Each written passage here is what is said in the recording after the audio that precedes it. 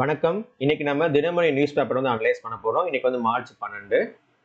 So headlines பாருங்க. ரயிலை கடத்தி 182 பயணிகள் சிறைபிடிப்பு. ஸோ பாகிஸ்தான்ல வந்து நடந்திருக்கு. பாகிஸ்தானில் தீவிரவாத குழு தாக்குதல் 80 பேரை மீட்டது ஆயுதப்படை அப்படின்னு சொல்லி கொடுத்துருக்காங்க.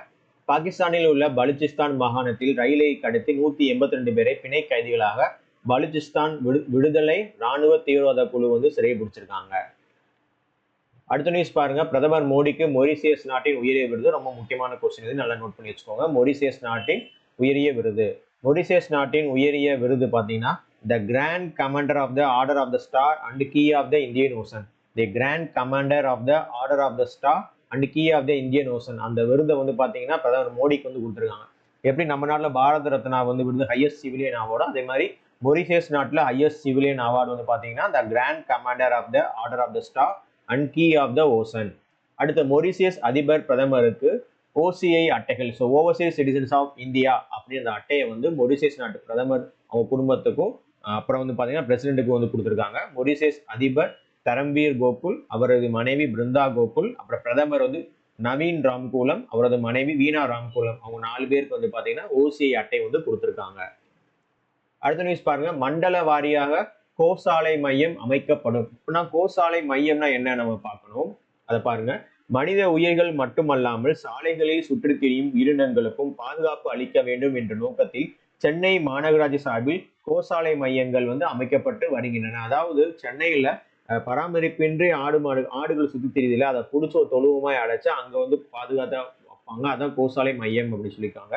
வில்லிவாக்கம் கோசாலை மையமானது 200 மாடுகளை பராமரிக்கும் வகையில் கட்டப்பட உள்ளது அப்படின்னு சொல்லியிருக்காங்க.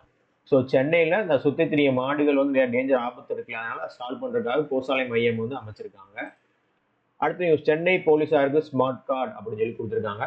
தமிழகத்தில் அரசு பேருந்தில் போலீசார் அலுவல் ரீதியாக பயணம் செய்வதற்கு எந்த ஒரு அதிகாரப்பூர்வ அடையாள அட்டையும் வழங்கப்படாமல் இருந்ததால் பல்வேறு பிரச்சனைகள் ஏற்பட்டன.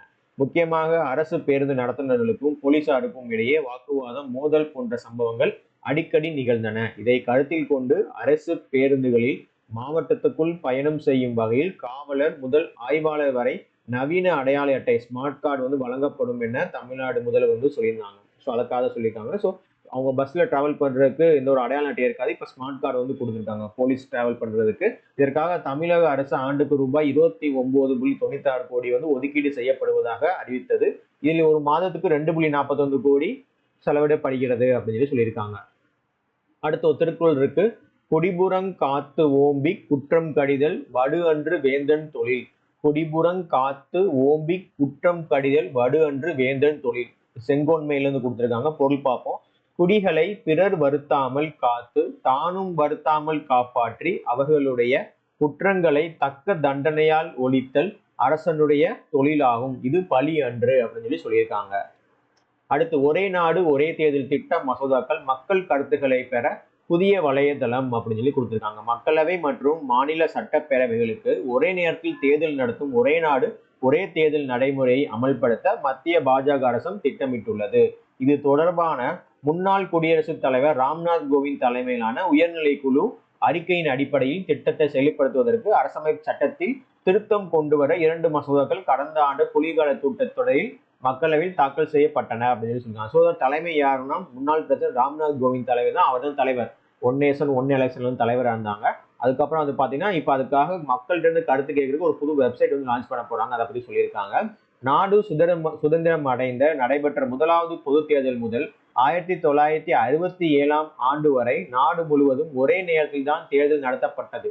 1980 ஆண்டுகளில் இருந்து மக்களவைக்கும் மாநில சட்டப்பேரவைகளுக்கும் ஒரே நேரத்தில் தேர்தல் நடத்தப்பட வேண்டும் என்று பல்வேறு தரப்பில் இருந்து கோரிக்கைகள் எழுந்துள்ளன அப்படின்னு சொல்லியிருக்காங்க. ஓகே, அடுத்த நியூஸ் பார்ப்போம். பிரதிபிம் வெண்பொருள் மூலம் 6046 இணைய குற்றவாளிகள் கைது. மக்களவையில் மத்திய அரசு தகவல்.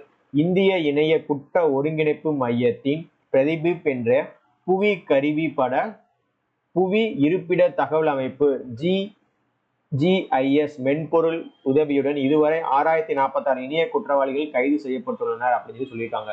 இந்த சைபர் கிரைம் கோஆர்டினேஷன் சென்டர் தான் I4C அப்படின்னு சொல்லுவாங்க. ஸோ 4C அதான் சொல்லுவாங்க. The Cyber Crime Coordination Center of India's Ministry of Home Affairs has launched a geographic information system based software called Pratibimb to assist police officers crack down on network of cyber criminals அப்படின்னு சொல்லியிருக்காங்க. So GIS இதுக்கு full form என்னன்னு சொல்லி டிஎன்பிசியில் question கேட்டிருக்காங்க. அப்போ அந்த I4C ஞாபகம் வச்சுக்கோங்க, மெயின்ஸ்ல பிலிம்ஸ் யூஸ் ஆகும். Cyber crime coordination centre. இப்போ இந்த பிரதிபீம் இந்த சாஃப்ட்வேர் மூலமா வந்து பார்த்தீங்கன்னா போலீஸ் வந்து அசிஸ்ட் பண்ணி அவங்க வந்து பண்ண சைபர் கிரிமினல்ஸ் வந்து பிடிக்கிறாங்க. ஸோ இதான் இன்னைக்கான முக்கியமான current affairs and news paper analysis. Daily வந்து சேனல் வந்து ஃபாலோ பண்ணுங்க. அதே மாதிரி நோட்ஸ் எடுத்து வச்சுக்கோங்க, எக்ஸாம் பாயிண்ட் ரொம்ப யூஸ் ஆகும். நாளைக்கு பார்க்கலாம். நன்றி, வணக்கம்.